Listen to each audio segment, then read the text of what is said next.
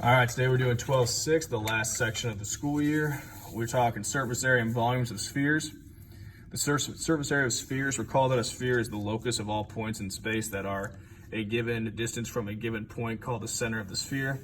A radius of a sphere is a segment from the center to a point on the sphere. A chord of a sphere is a segment that connects any 2 points on a sphere.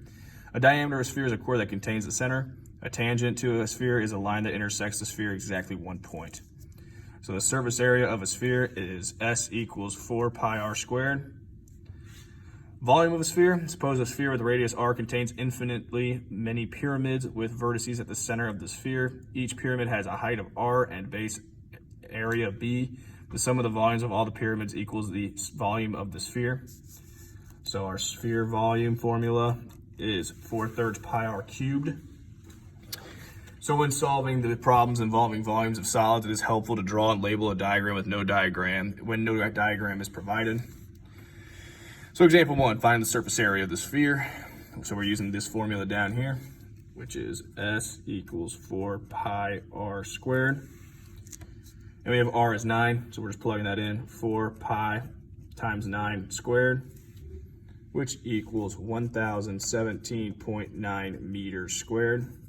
Remember, when we have surface area squared, volume is cubed. Example 2, find the surface area of a hemisphere with the circumference of great circle is 26 centimeters. So we need to figure out the radius using that great circle. So we would use C equals 2 pi r, and C is 26. I'm going to divide by 2 pi. So r ends up equaling 4.14. So I can go ahead and plug this back into my formula. We've got to add a little piece to it. So when I go ahead and do this, I'm going to have 1/2 times 4, and then we have pi r, which is 4.14 squared. So that's for my surface area of the, if I'm looking at this one, that's my surface area of everything except for this bottom circle. Okay, so I need to add this in. So that's why I add in pi r, which is 4.14 squared. So when I go ahead and multiply all that out, I went ahead and simplified it. So when I simplified my squareds first, so I have 1/2 4 pi times 17.14 plus pi times 17.14. So now I can put that in my calculator. I get 161.4 centimeters squared.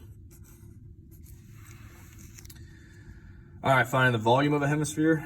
The volume equals, so for a sphere, it's 4/3 pi r cubed. For a hemisphere, it's half as much. So it's gonna be 1/2 times 4/3 pi r cubed. And so I'm gonna go ahead and plug my information in. I have 1/2 times 4/3 pi. R is 5. So 5 cubed. Plug that into my calculator. I get 261.8 feet cubed. It's a 61. And the last one, find the volume of a sphere with a radius of 1.4 yards. So volume will equal 4/3 times pi r is 1.4 cubed. Plug that in my calculator. I get 11.5 yards cubed. And that's all for 12.6.